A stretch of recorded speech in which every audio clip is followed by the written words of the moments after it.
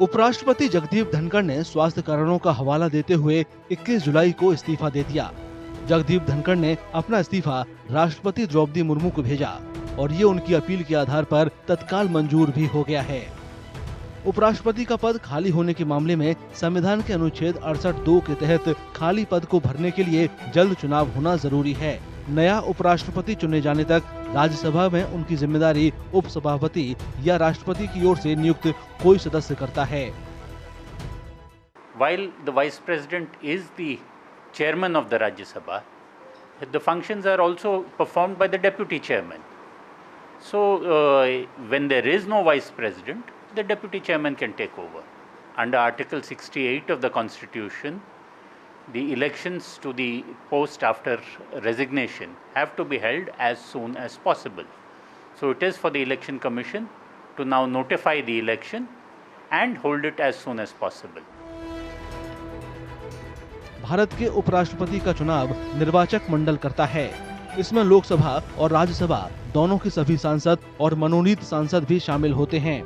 सांसद उम्मीदवारों को वरीयता क्रम में क्रमबद्ध करके अपना वोट देते हैं। अगर पहले चरण में किसी भी उम्मीदवार को बहुमत नहीं मिलता है तो दूसरी वरीयता के आधार पर वोटों को बांटा जाता है। ये तब तक जारी रहता है जब तक कि कोई एक उम्मीदवार बहुमत का आंकड़ा पार नहीं कर लेता। पूरी प्रक्रिया गुप्त मतदान के जरिए होती है।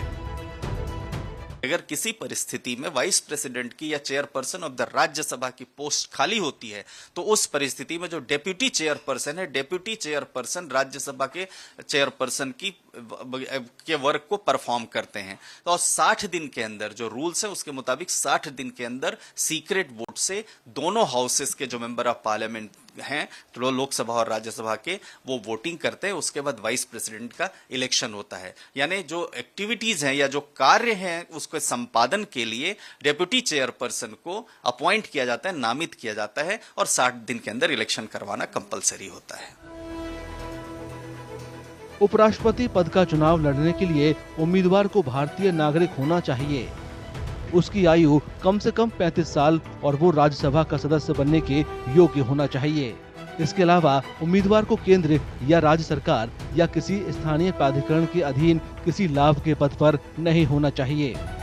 एक बार चुने जाने के बाद उपराष्ट्रपति को 5 साल का कार्यकाल पूरा करना होता है। देश में होने वाले दूसरे मध्यावधि चुनावों से उपराष्ट्रपति का चुनाव बिल्कुल अलग होता है।